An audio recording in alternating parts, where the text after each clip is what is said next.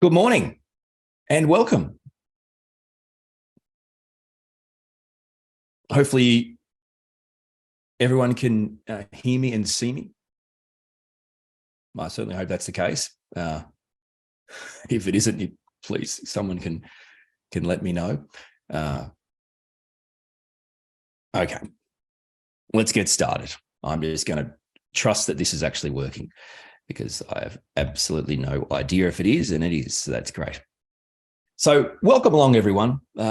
And it's great to see you once again. If this is your second time around or multiple times around, we're here at the 2023 Autism at Work Virtual Summit.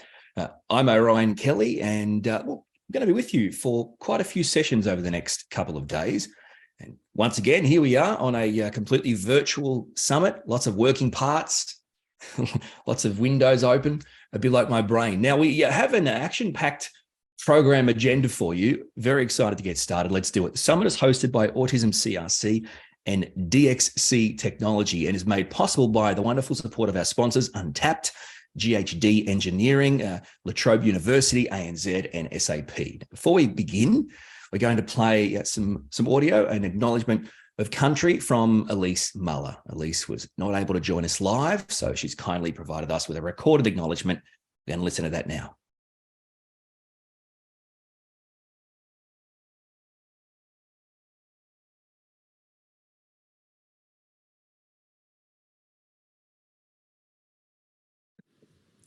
Good morning, Yama. My name is Elise Muller. I'm a proud First Nation Koori from Wiradjuri and Palawa country, and I live and work on Wurundjeri country in Naarm, or Melbourne.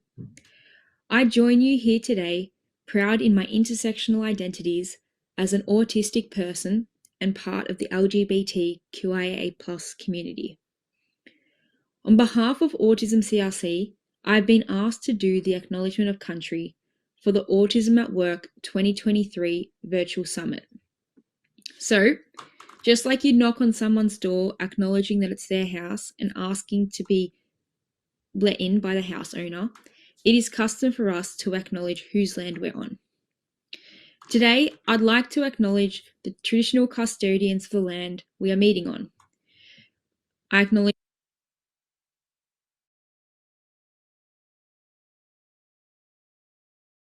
the Anangu people, the Palmer people, the Koori people, the Noongar people, the Nangars, the Palawa people, the Wongais, the Yumaji, and the Yungangu people. We pay our respects to their elders past, present, and emerging. We pay respects to the diverse cultures, laws, customs, language, dreaming, and songlines. We recognise the continual connection to land, sea, and waters. We acknowledge the Aboriginal and Torres Strait Islander people as caretakers of the land and waters, and we are at one with Mother Earth, and that our sovereignty was never ceded. I acknowledge country, and I would like to pay respects to our ancestors, the ancestors of the oldest living culture in the world, their resilience and adaptability through surviving the Ice Age, invasion, dispossession of land, stolen generation, and amongst other atrocities. One of the biggest contributing factors to our survival is that we work as a collective, as a community, working one with Mother Earth and adapting. I would like to also acknowledge the strengths of Aboriginal people and Torres Strait Islanders and create and celebrate the achievements and knowledge and expertise. I also acknowledge all autistic people meeting today and in our community. As neurodivergent people with intersectional needs and identities, I acknowledge our resilience and efforts emerging and adapting, and living in a world not designed with our strengths and support requirements in mind. I acknowledge your lived experience and unique wisdom that you bring.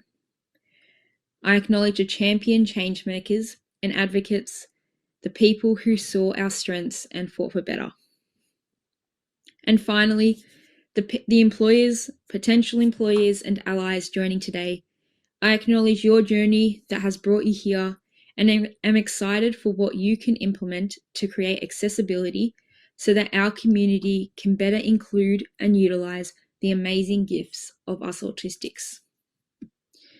Today, we are uniting from all walks of life with openness, creating and transferring knowledge, uplifting our spirits. Let's all connect and keep each other strong to build a better future for ourselves and for all.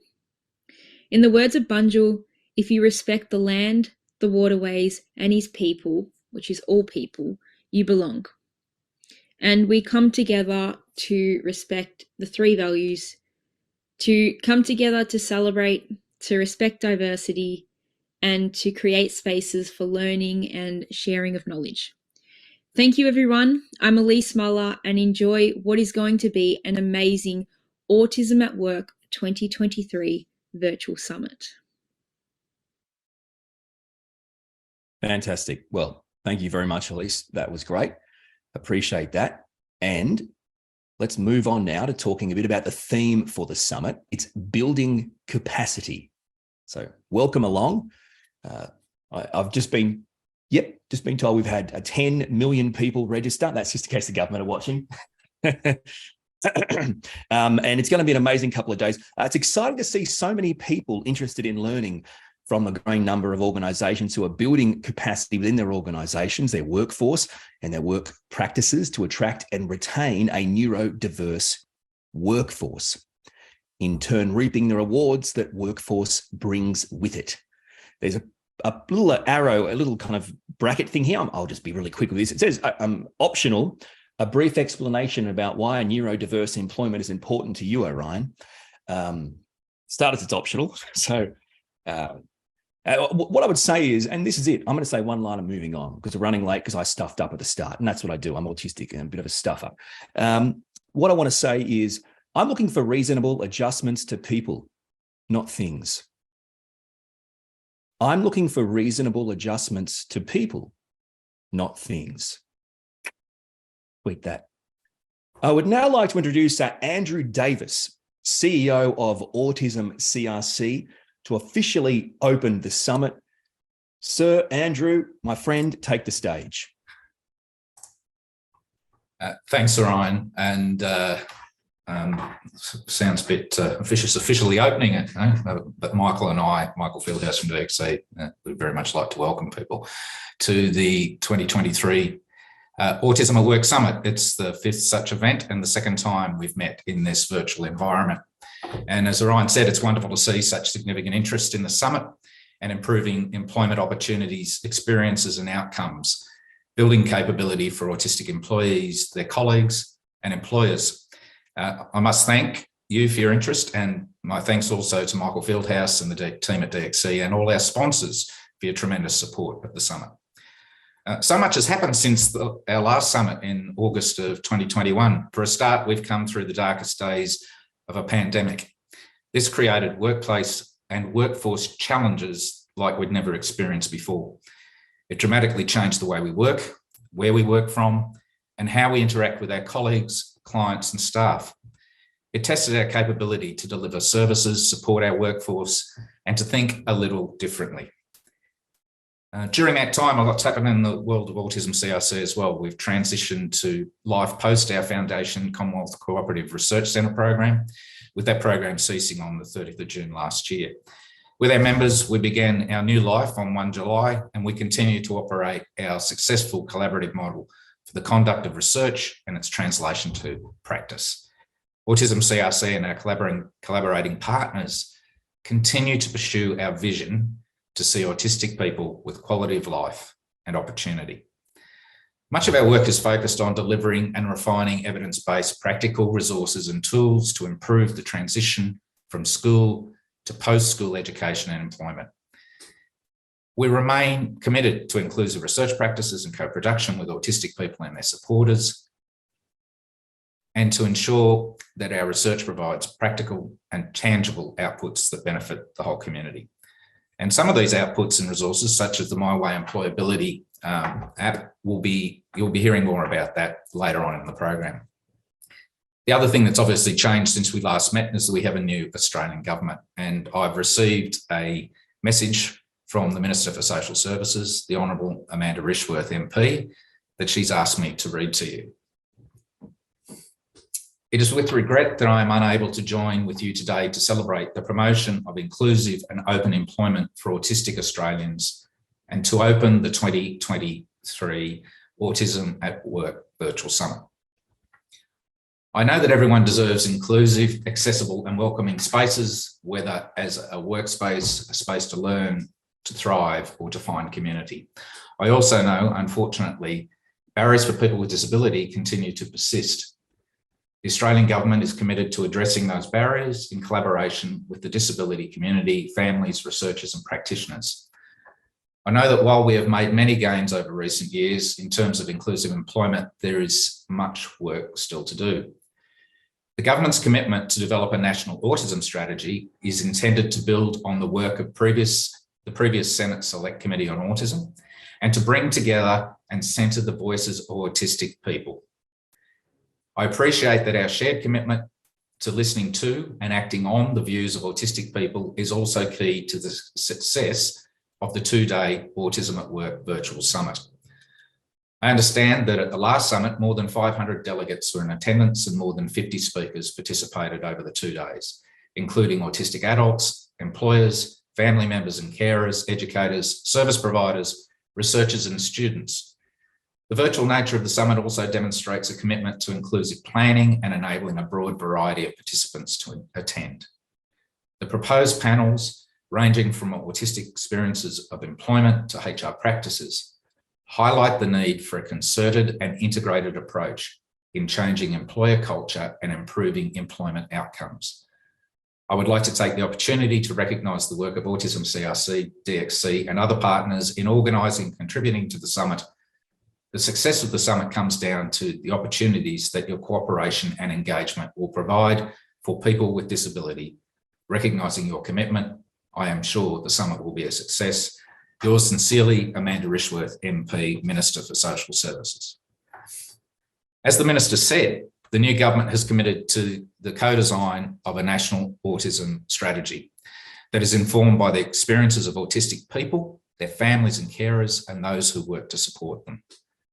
A comprehensive national consultation process and co-design of the strategy are to be guided by an oversight council and assisted by 4 working groups, one of which is focusing on economic inclusion and employment being one of the main areas of focus for the national strategy itself. There's an expression of interest process underway now for participation in the council and the working groups, and there'll be more news on this at the end of the summit. But for now, that's enough for me.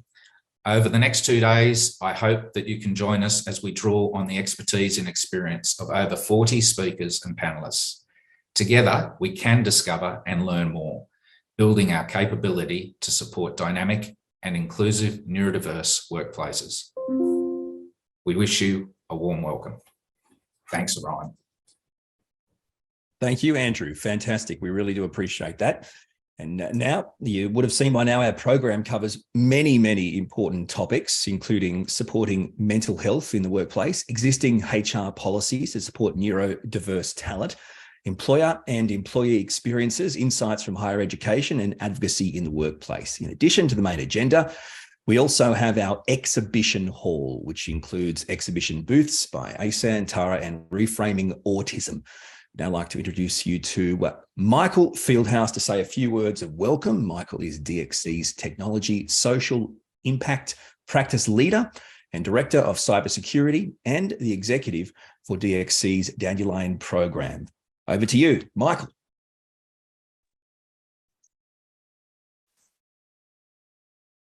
Thanks, Orion. And I'd first like to say thank you, Andrew, for those kind words. And again, welcome everyone to the 2023, I can't believe it's 2023 Autism at Work Summit.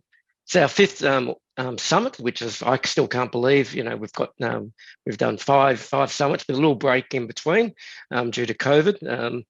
But the actual pandemic created a few opportunities to embrace a virtual summit, which was we were able to get content from and speakers from all over the globe, which is I'm really looking forward to hearing Tom speak as one of our keynotes. And I think important for us is that we can obviously embrace this technology to really make it accessible for everyone. Also like to welcome attendees actually from all over the globe, this is where this kind of platform allows us to actually provide a bit more amplifying our impact to spread the news and how to actually work with, creating accessibility workplaces.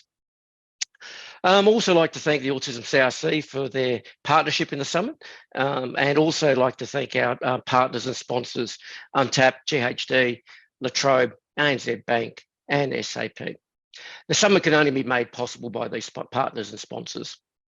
And a big call out to the working group that's been involved in setting up the summit for the last 6 months, and a special thanks to Andrew, Eddie and Wojciech, and also a final thanks to all our speakers and panelists and participants who are going to add extraordinary value in this summit and make it a real reality. The summit's theme is about building capability, and that might be from starting a program to sustaining a program, and also having a program thrive and even support your existing employees. So we're going to hear a range of actually speakers and also sessions around this. Again, DXC Technology is committed to growing our program, which over the last year we've been expanding that globally, introducing programs in the United Kingdom, Poland, Bulgaria, and also very shortly the Philippines. We also continue to support research and open source that research and our learnings through Cornell University, the Neurodiversity Hub via Untapped, and we've had over 600 plus organisations across 99 countries download and leverage this material.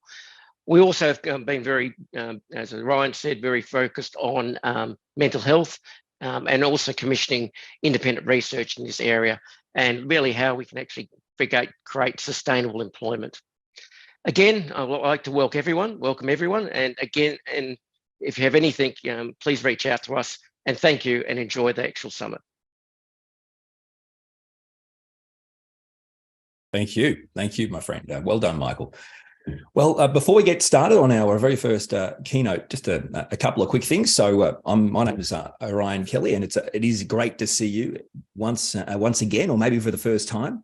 Almost 1,000 people officially watching. So personally, can I just thank you for taking the time to register and to be here. It means a lot to me, as an autistic guy who has an autistic son.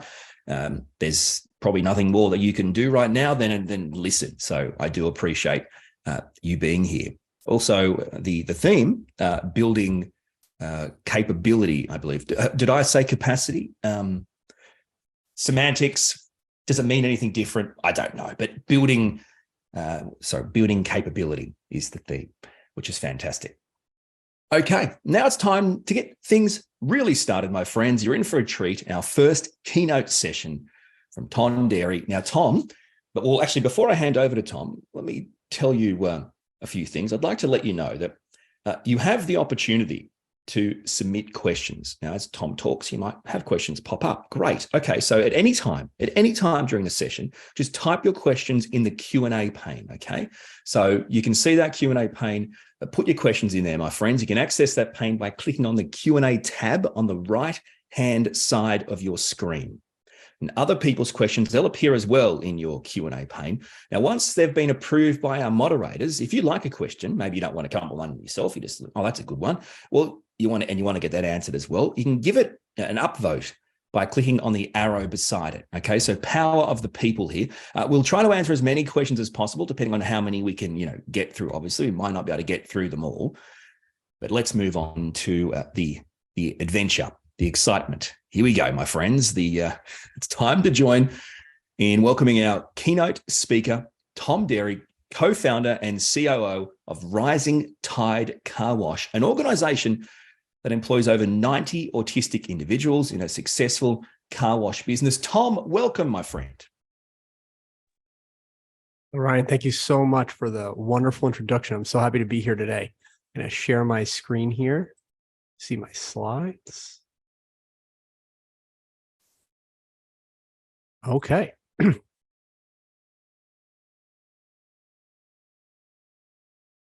So if you're like most people who start a business, you're not only doing it because you want to make a great living, you're doing it because you care. You care about someone or something. And in my family's case, we started a car wash because we cared about my brother, Andrew, and Andrew has autism. Andrew had a great childhood filled with friends, wonderful teachers, and a family that really loved him. And he became a really capable young man. But when it became time for Andrew to graduate high school, we were really wary of what he would be able to do in his future. And it became really clear really quickly that without our help, it was unlikely that he'd be able to lead the full adult life that we knew he was capable of. So my father and I set out to build a business that could employ Andrew. And my dad at this point had been an entrepreneur for 20 years and didn't shy away from a big and bold vision. He wanted to build a business that could not only employ Andrew, but would create a community for him and would be purposefully built to empower individuals with autism. So we set the goal of employing people with autism for 80% of our staff, and this goal would guide everything else that we did.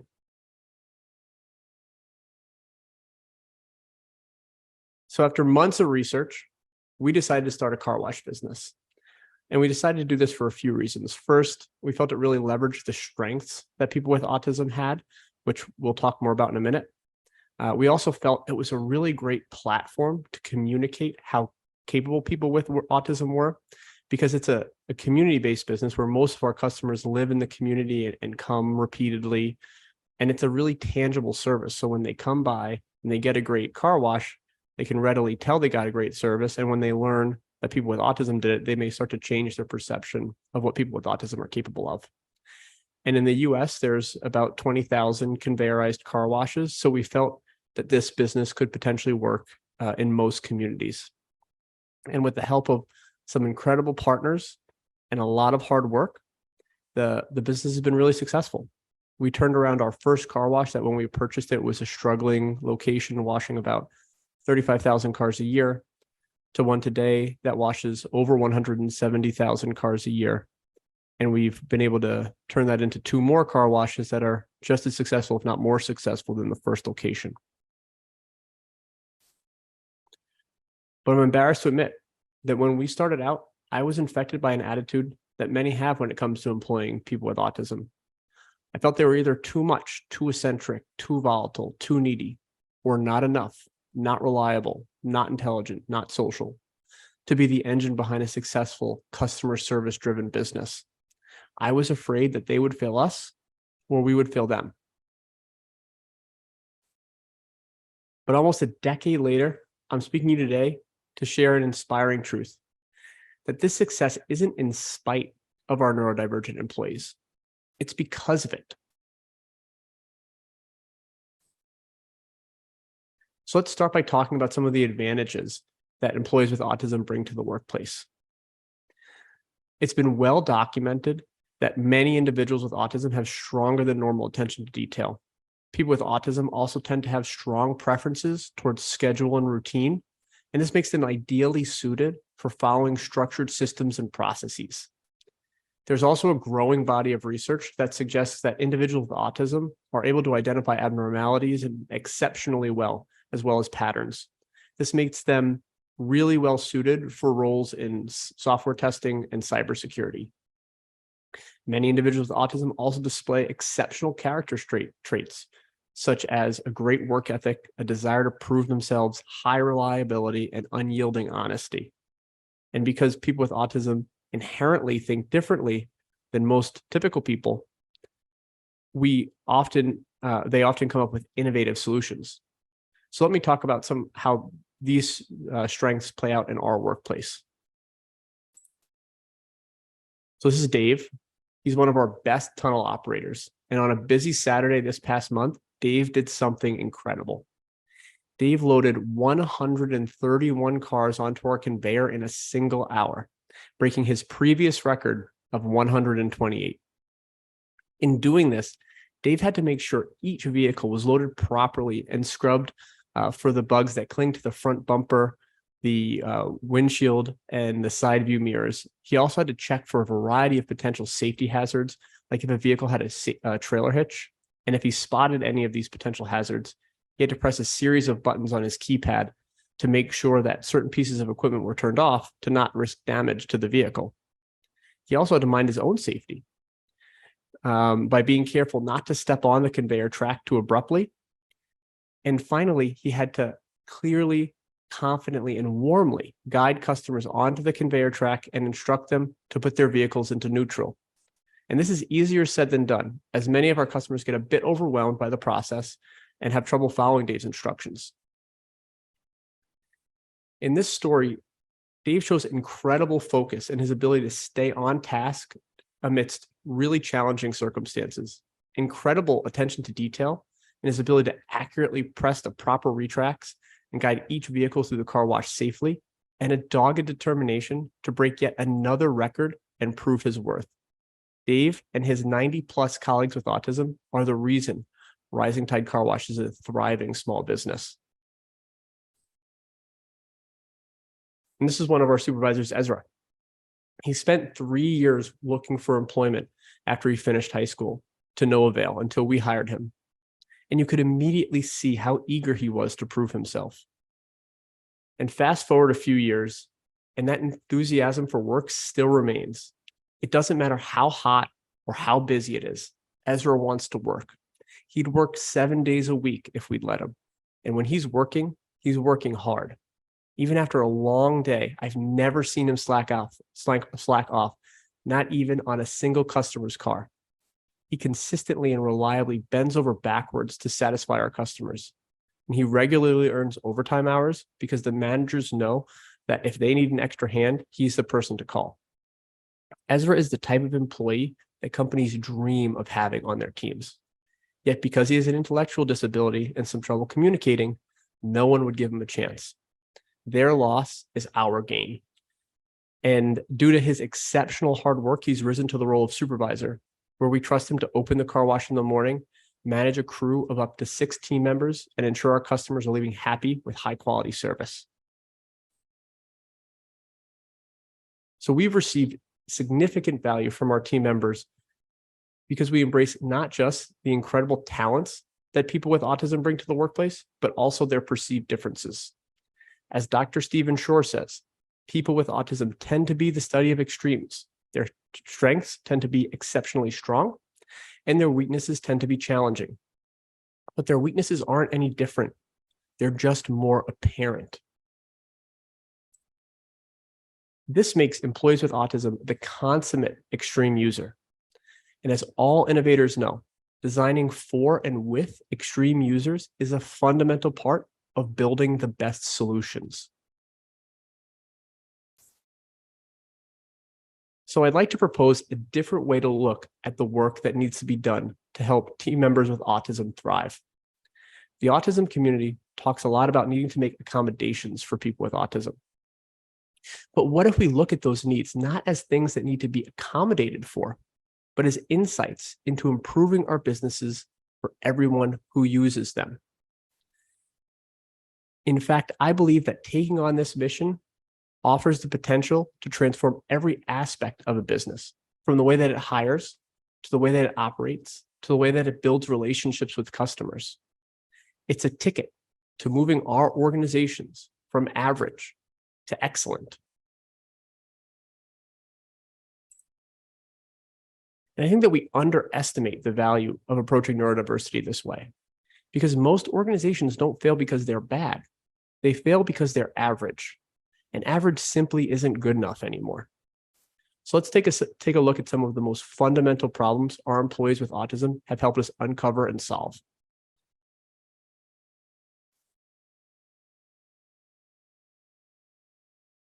The first and most obvious problem our employees with autism have helped us solve is hiring based on interviews. So the truth is that traditional, unstructured interviewing is a completely broken system. So let's start with this alarming statistic. Did you know that 81% of people are lying during interviews? That's right. 81% of people are either embellishing their skills or completely making them up. And this number only goes up when we look at more technical roles and we interview more extroverted people. But it gets worse. Research shows that our brains are wired to make quick decisions about people, sizing them up within the first few seconds of meeting them. And then the rest of the time we're speaking to them, our brains are essentially filtering all the information we're receiving to validate the initial perception of that person.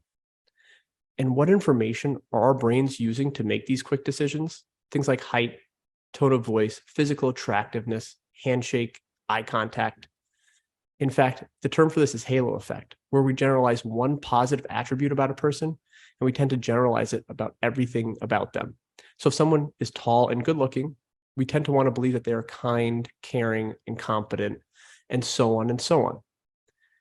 But how many of you think that these are actually effective measures of assessing one's ability to do most jobs?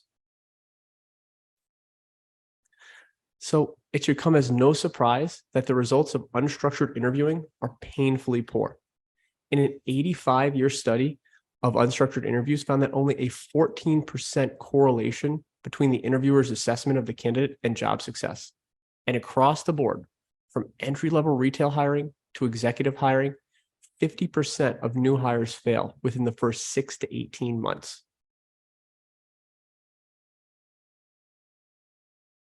So how do we do better? When we set out to recruit our first trainees with autism, it was clear right away that traditional methods of assessing talent were useless to us. Resumes, most of our guys didn't have them. Many of them had never worked before. College education, for the most part, no. Interviews, forget it. As we just covered, interviews are primarily a test of neurotypical social ability and therefore are inadvertently designed to weed out people with autism. So after some early conversations with trailblazers like Aspiratech and Specialist Sterna, and with the help of 2 corporate disability consultants, we designed a job audition where we actually went out and worked on real cars.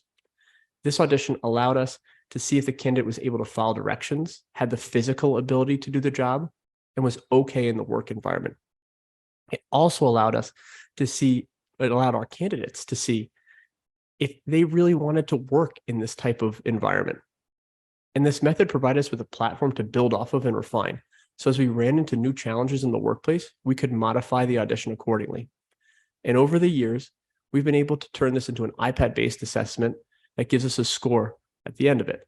And with data on hundreds of candidates, we're now able to tell with near certainty how likely someone is to pass our training program and receive a job offer.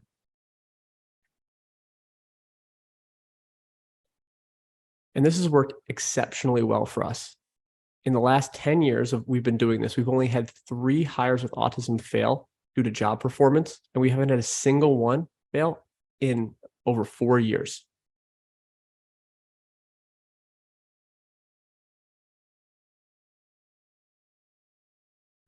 Now, the second hidden problem is a little less obvious than the first, that you think great talent is the secret to a great business.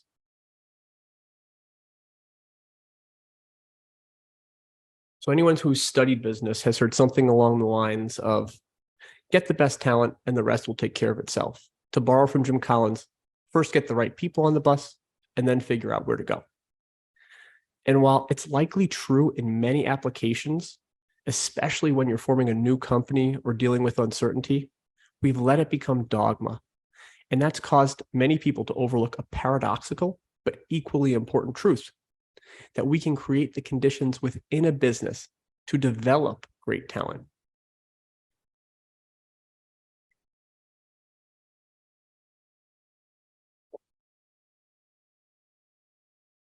So let me illustrate this point by telling the story of Pat. Over the years, we've had many employees who have pushed us to do better, but none quite like Pat. Oh, how often I wanted to fire Pat. And the funny thing about Pat, who marched into the wash the day he turned 16 years old and demanded to be hired, was that he not only had a burning desire to be a good employee, but to rise to a management position. And we had already had neurodivergent employees on our management team, but they were a bit older and already had extensive employment experience. And Pat was plenty intelligent and exceptionally driven, but also really immature. His eagerness to move up in the organization sometimes led to conflict, where he would try to take control of a situation or do somebody else's job for them. And while Pat had the best of intentions, going over other employees' heads led to frustration, a lot of confusion, and sometimes even hostility from those employees. At this point, we'd been in business for about a year, and we thought we had all of our operational systems really well buttoned up. And now Pat, the consummate extreme user, was showing us that we still had a lot of work to do. Since car washing is an on-demand production service, a lot like a restaurant, inevitably there are going to be some days where it's busy and we don't have enough staff, some days where it's slow and we have too much staff, some days where we schedule 10 people, and some days where we schedule 25. It can get very confusing very quickly, even without someone like Pat who's constantly trying to do everybody else's job for them. So to combat this variability, we built out a visual and well-defined hierarchy of the daily tasks and created training that outlines exactly what someone in each role is supposed to do when it's busy, when it's slow, when it's understaffed, when it's overstaffed.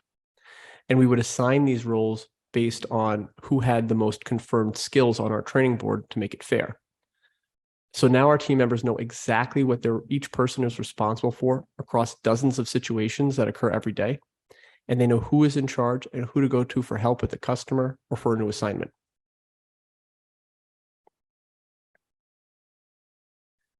And another part of becoming a manager for us is the ability to give great customer service and coach our team members effectively.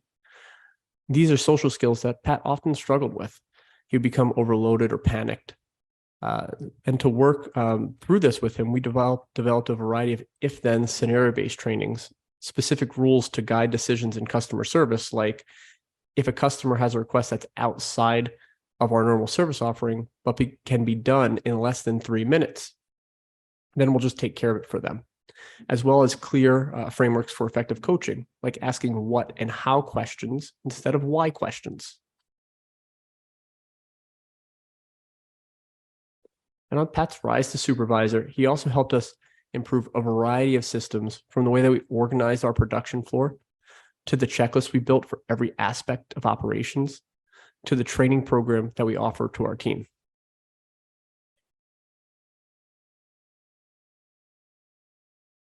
And from working with employees like Pat, we developed an organizational habit of almost obsessively focusing on creating operational clarity. We've seen time and time again that when we don't provide clear expectations and guidance, our employees struggle or get frustrated. And on the other hand, when we do provide clarity, our team members tend to rise to those expectations, and it drastically improves the efficiency of teaching new employees the skills they need to be successful.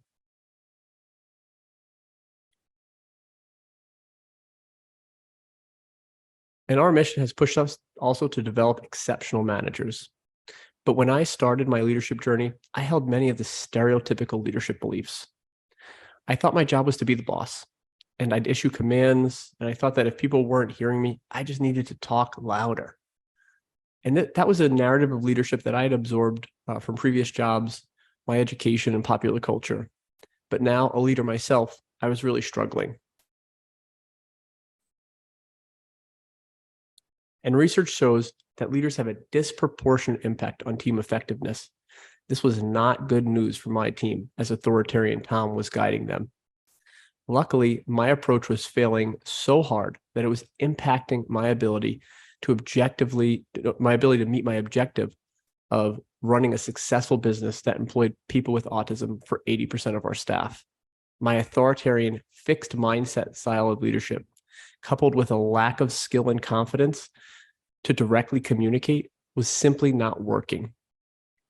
But when I started to lead by asking questions, being direct, admitting when I didn't have the answer, I started to finally see my team improve. They felt more safe. They understood what I wanted from them, and we collaborated on solutions instead of pointing the finger. Yet I doubt any of this would have happened if I wasn't committed to our mission. I likely would have just tried to push people harder or tried to find better people because, it's got to be them. It can't be me. I felt committed to and comfortable in acting in service to our employees with autism. And over time, I've gotten better and better at doing this with the rest of my team too, because I've seen over and over and over again how much more effective this style is. The ball was rolling, but I doubt it ever would have gotten going if it wasn't for our team members with autism and our mission. And this momentum got us moving towards being the type of company that develops everyone under its employ. Most organizations focus on developing only their high potential team members. But this is a mistake because so much of what makes us high potential is the context of a situation. In a famous Harvard study of elementary school students, teachers were given a list of students who had scored in the top 20% of a cognitive ability test and therefore were considered high potential. 2 years later, the researchers checked back, and in fact, the students were performing at a higher level than their classmates. But the original test had been a ruse. The list of students was completely random. The anointed children had indeed bloomed, but not because they were innately more gifted or talented than the others. Their success came because the teachers believed in their potential and treated them in that way. They set high expectations and found ways to support their achievements. And the focus on clarity that I mentioned earlier is the foundation for our employee development platform. By having clear objectives and clear measures of success, our team has the makings of the feedback loop that research tells us they need to develop their skills. And targeted hiring programs like ours at Rising Tide also formalize the belief that all kinds of workers have potential, given the right support. It makes it easier for managers to behave differently and leave behind the punitive practices that they may have experienced elsewhere. In supporting our team, our leaders learn right away that they need to use clear language and constantly deliver important feedback, even if it's uncomfortable, because it's core to how we execute our mission. They also learn that the most important responsibility they have is to support their team, not direct them. And these feelings of service towards their team help provide the positive intent that we all wish we had from our managers. We're also constantly striving to improve the tactics we use to develop our team members, from one-on-one conversations to constantly evolving our training program to real-time performance metrics and even the use of security footage as game film so we can show our team members what excellence looks like in action.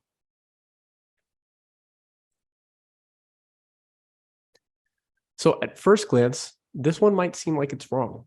After all, when an employee is incompetent or negligent and makes an obvious mistake that has real consequences, they deserve to be fired. Meanwhile, you're setting the standard for the rest of the team so that everybody knows consequences or actions have consequences. And that's a good, healthy fear that will sensitize people to the problems, and hopefully they will not happen again.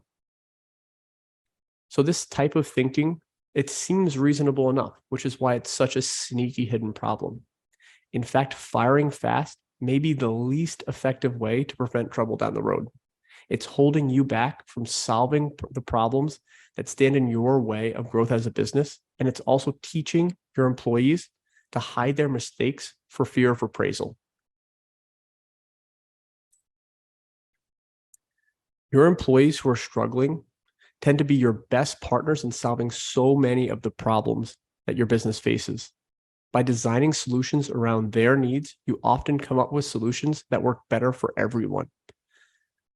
And to do this, you need managers who think like designers, who first look to understand the problem they're trying to solve from the user's perspective, who start by building prototypes and getting feedback from their team, and who are open to using that feedback to make the solutions the right solutions for the people who are actually using them.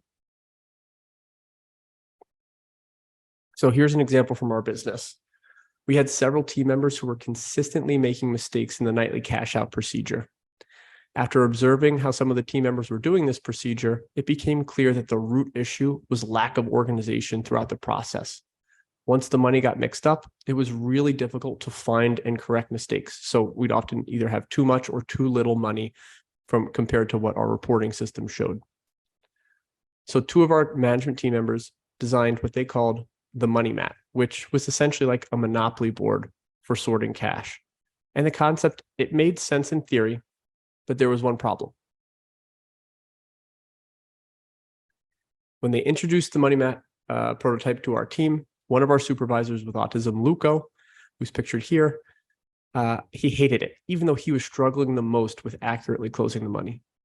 It was partially due to him being stuck in his routine and not wanting to change, but he also brought up some really good points about how it was structured, how some of the proportionality was wrong, and how there are some features missing that would have made it much more clear. So our managers worked with Luco to redesign it, and they incorporated his feedback and then rolled out this final design that you can see on this slide here. And after a few weeks of collecting data, we reran the numbers. And our error rate dropped from 31% to 4%. And it also dramatically reduced the time that it would take for us to teach new team members our closing process. From what used to take a couple of weeks, now only takes a couple of days. And not only was the result drastic, but right after that final money mat was implemented, Luco decided he wanted to transfer to a different one of our locations because it was closer to his house. And he immediately started advocating to his peers and his managers that, hey, we really got to get the money mat over here because it makes the process so much easier.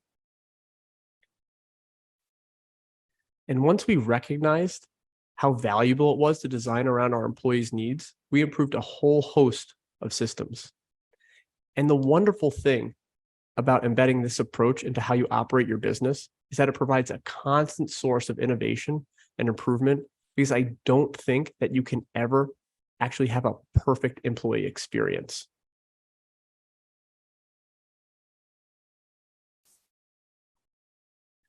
When organizations commit themselves to employing people with autism and their leaders dedicate themselves to the growth of employees with autism and designing systems that work for them, a range of key outcomes ensue. Arguably, the most important outcome is the creation of psychological safety. Leaders who create psychologically safe environments create enough trust within their teams to allow team members to take risks and speak their minds because they aren't afraid of failing. Research from Amy Edmondson and Google shows that this is the single most important factor to a successful team.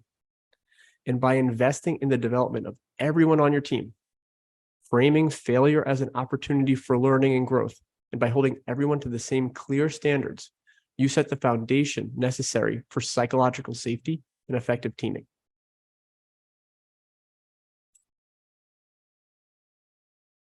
And the strategies and tactics that we've talked about so far make it possible to fairly hold team members accountable because they have clear expectations, great training, and purposefully built tools that make it reasonable for them to meet the expectations and objectives set forth by the company. And when these conditions are set, accountability becomes a really powerful lever for growth because team members know what they're responsible for, that they're responsible for high expectations, but that they have what they need to reach those expectations if they work diligently. When an organization exists to achieve a clear mission beyond simply making money, it can serve as a powerful tool for aligning everyone's efforts in pursuit of that higher purpose. It also provides an unending source of inspiration for improvement because strong organizational missions are never fully actualized. It's impossible for us to fully solve the autism employment problem, provide great jobs, and a perfect employee development experience for everyone who we employ. And because of that, there will always be work to be done, and we'll always have motivation to continue to improve. And all of this culminates in a customer experience in union with a mission that customers want to support and be loyal to.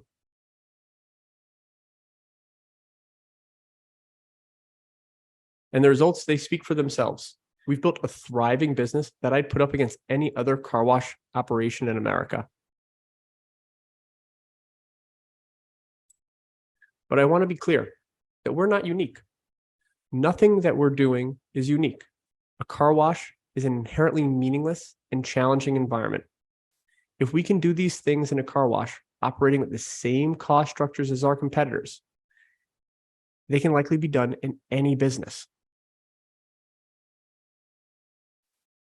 And the great news here is that none of what I've talked about really has any cost associated with it.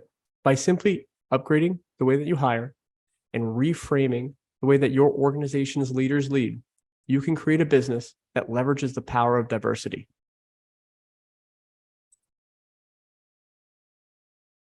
And just think for a moment that the impact that this would have on society. Over the lifetime of each of our car washes, we'll employ hundreds of people with autism, most of which will move on to other jobs in our community. And everyone who comes through our doors will leave understanding that everyone is valuable.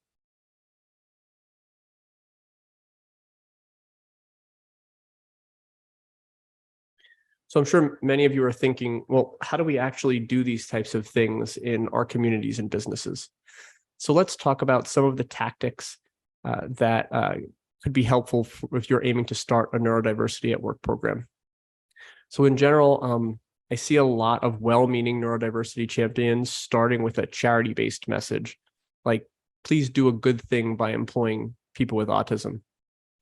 But as you've seen in what I've talked about so far, there's real value for organizations who empower employees with autism and really any employment barriers.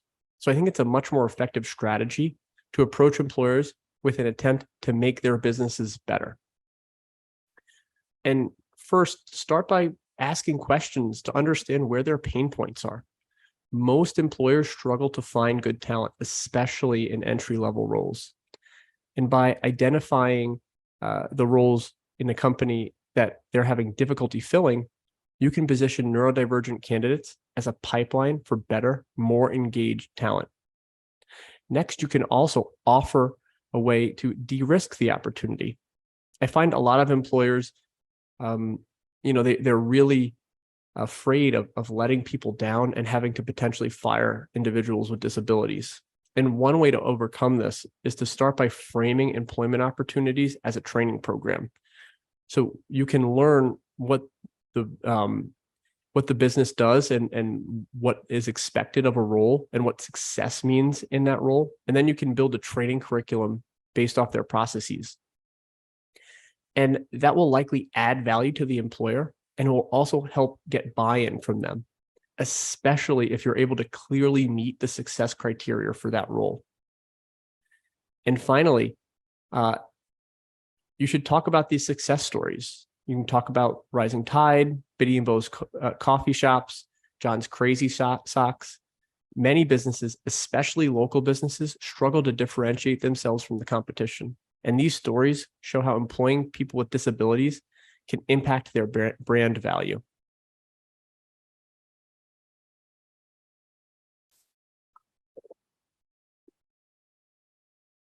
So remember, you're offering a transformative opportunity. If more organizations take up this strategy, not only will they be making the world a more fair and just place, but they'll be helping their organization acquire better talent, create better experiences, and build stronger culture.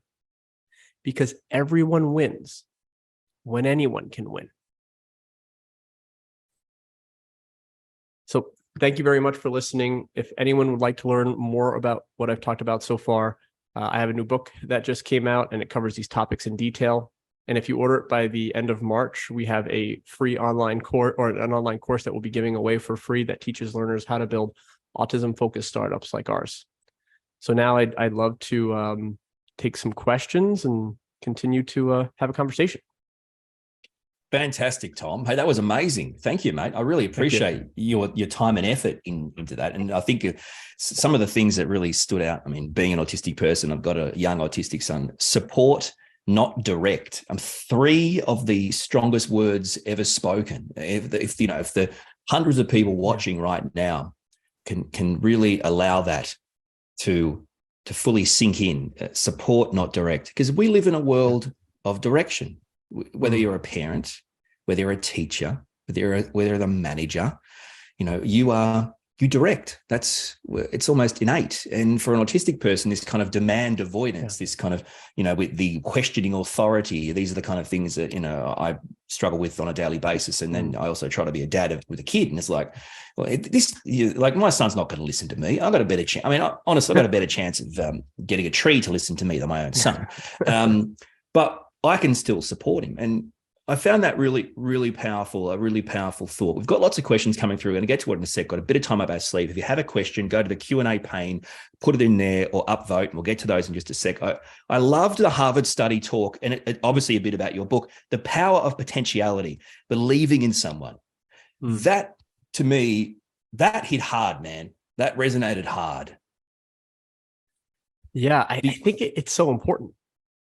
Yeah. Can you talk about that? The idea is whether you're a teacher in this instance or a manager, a boss, a corporation, an organization, believing in people against your natural response, which is to write us off, right? We're written off by society for one reason or another. To believe in us, that actually creates potentiality, which creates productivity, which creates a win-win situation in the business world.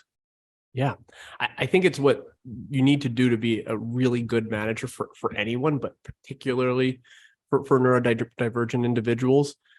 I mean, it's easier, right, to write people off, to say that you're the problem. It's not me. It's not the company. It's not the way that we do things. It's you, right? That takes the pressure off of the leader to do anything about it. But the truth is, especially at least that we find in our business, is that 90+% of the time, the business is failing the person. The person isn't failing the business. We're doing something wrong. Something isn't clear. We've created unnecessary friction. We've built a barrier. And once we work with that person who's struggling, we can oftentimes find a much simpler and better solution that works better for everyone. It allows that person to now feel like, okay, like if I'm struggling, they're not going to like get mad at me. They're going to try to help me. It sends a really powerful message to the whole organization when, you see somebody struggling and then all of a sudden the whole team gets a new tool or a new system or a new way of doing things that's better because that person was struggling, right? That's a really important message to the team. It's also, I think it's a little counterintuitive, especially for organizations that are trying to scale. This is a really dynamic strategy to make it easier for you to scale, because inherently when you're growing, you stretch your systems, you end up bringing new people into the organization that you have to train up quickly. And the more simple and clear a system is and easier to operate, the more likely it'll be able to be operated at scale. So it helps you grow your organization too. Amazing. It's such great thoughts. I know this I don't actually know because of the way we're doing this conference, but I don't know if people can see us as in your face when you're talking and me, or if we're still sharing your screen or how it's all going. People can hold on. Let me unshare that. Hold on 1 second. I can stop that. Now I okay, because it'd be better if people actually got to see you and absorb who you are. So can I get to some questions? Is that okay? Yeah, let's do it. Okay. What kind of recruitment process do you use to attract your staff? Yeah, it's a good question. So the way we like to think about it is we use a grassroots recruiting approach. So we want to go into the community and find the people who know and love groups of individuals with autism. So that's generally your special education teachers, your job coaches, your transition coordinators, your people who work in like a community liaison role for a nonprofit organization. It's not necessarily like the principals or administrators or the big leaders of these organizations, because they're generally like a degree removed from the actual like individuals. It's the people who work directly in a classroom setting or in a nonprofit setting that work directly with individuals. And typically what we'll do is we'll talk to them. We'll bring them to the car wash because, again, it's tangible and it's community based. So we'll show them what we do. And that's a great way to create an advocate that now is thinking, okay, well, Jimmy and Jane and Julie, like they'd be perfect for this. Let me go talk to them. Let me go, tell them about this opportunity. And now you're getting a trusted source advocating, for them to come out. A lot of times our employees are really, really nervous the first time they come out for an interview. It's either one of their first interviews ever, or they've been turned down a lot and they're discouraged from the interview process. So having like somebody trusted that's telling them to, nudging them to go give us a try is really effective.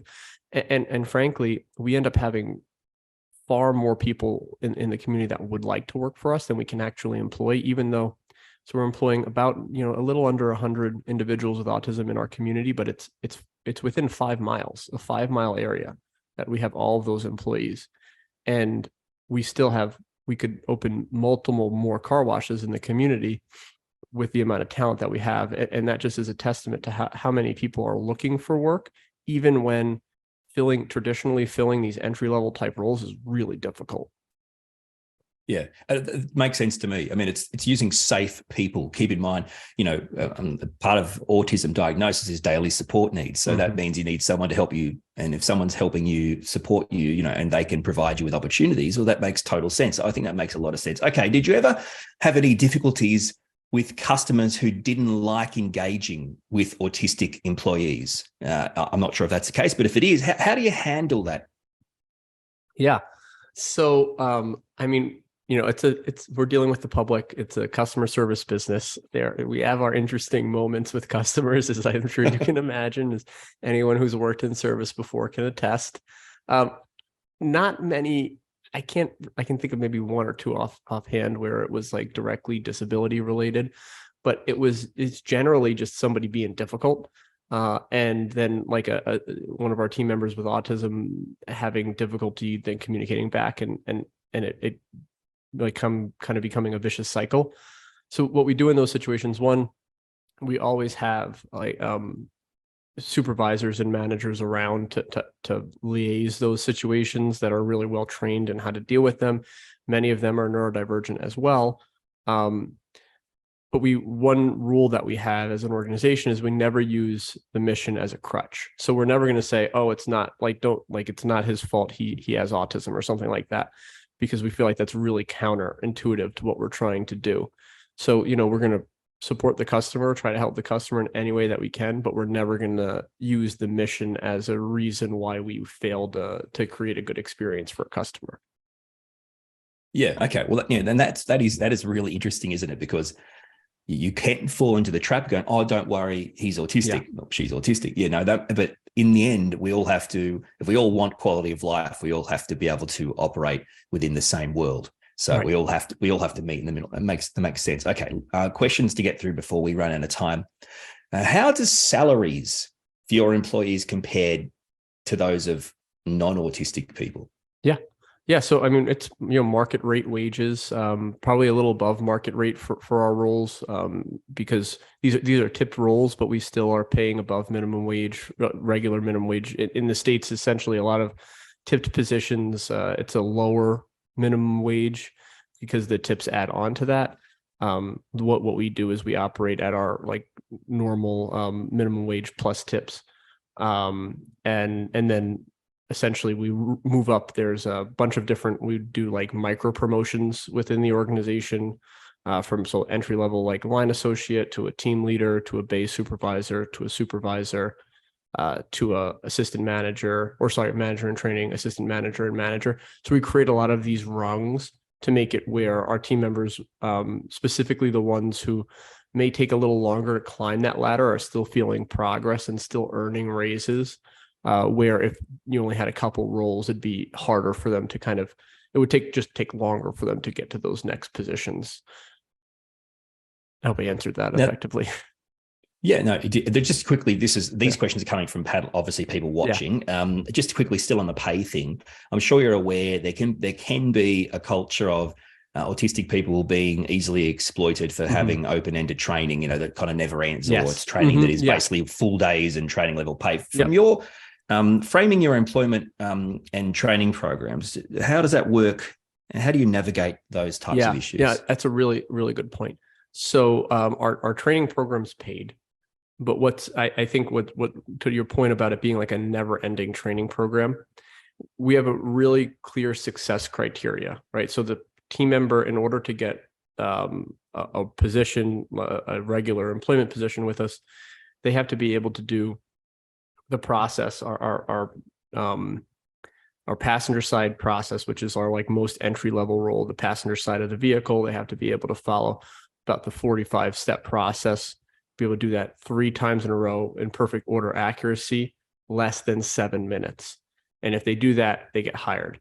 So most on average, I'd say that's about 4 to 6 hours of training for someone to be able to do that effectively. Often, what our rule is in training is that as long as someone is making progress, we continue to train them. So I think, the longest we tend to go would be like 4 or 5 4-hour training blocks before, we would call it. But most of the time after the initial interview, which is about a 15 to 30 minute interview assessment that I talked about in the presentation, that's scored, if they do well in that, they get over an 80 on that evaluation score, there's a really, really good chance that they're going to be able to pass that the pre-hire training pretty quickly and get hired. Okay. Now, this is something I guess we talked about with support, not direct. So you mentioned reframing how leaders lead. How did you, or how do you upskill your managers, your leaders in this area, and any kind of ideas for people watching? Yeah, I think it's a great question. And I think my own personal perspective is we tend to overemphasize the need for like curriculum-based training for this. So there's like fundamental training that we do to get our leaders to be, effective. So, clear communication training, how to, owning your mistakes, and kind of just like general leadership concepts. But I think anyone who studies leadership or management and tries to teach it, is you realize pretty quickly that the concepts are really easy. The execution is way harder. So what we find is like the coaching, the daily coaching and culture is what really makes it or breaks it. There needs to be, right, like you can explain in a theoretical way why owning your own mistakes is critical to creating safety on your team, right? You can lay out the research and tell the stories, and sure, but it's a lot different that you just screwed up, you're upset about it, you're probably defensive about it, and to be able to take a step back and to say to your team, I just messed up. That was bad. That is not how it's supposed to be done. I got overwhelmed and did X, Y, and Z. I'm sorry about that, guys. That's a lot harder to do, right? So it's that teaching and like that constant coaching and reinforcing these things systematically that becomes part of how we promote people. So if people aren't leading in the type of value structure that we're looking for, they don't get promotions. Typically, a large part of the interview processes to move into leadership positions it is kind of getting at how people think about these things. And then I will say that, so we've a number of times taken managers from other car washes and brought them into our organization. And, the initial feeling, and I think actually early when we didn't have a strong culture, there, was a very different perspective on leadership from those people. But now that we have a strong culture and a manager that may have a really different perspective on leadership than we have, they come into our organization and a lot of times they feel like a giant weight lifted off their shoulder. Like, I don't have to be this like dictatorial type manager that I used to think I had to be. And that generally becomes really easy to help the person change their perspective, because it's such a like experiential learning for people, because they see our team members really try, they really want to do a good job. It just takes, maybe a little bit more patience, maybe a little bit more focus on using clear, calm language, and it tends to work pretty, maybe I think more seamlessly than you would otherwise think. Yeah. Tom, fantastic. Thank you so much for your time. Oh, my pleasure, Ryan. And, anybody has any questions, or, you feel free to reach out to me on LinkedIn or, on our social media. We're really happy to support in any way that we can. Legend. Thank you, mate. I appreciate that.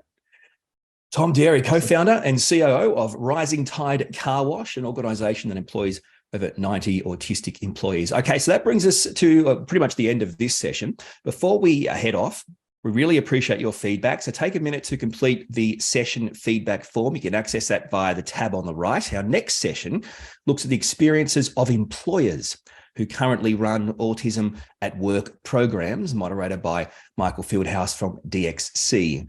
Now, that session begins in about 15 minutes or so. So now to get there, what you got to do is you're going to click back to the home page, okay, and then go to the agenda page. You'll see the session listed. It says starting soon. When you're ready, you click on that link. It'll take you into the session, and we will see you there.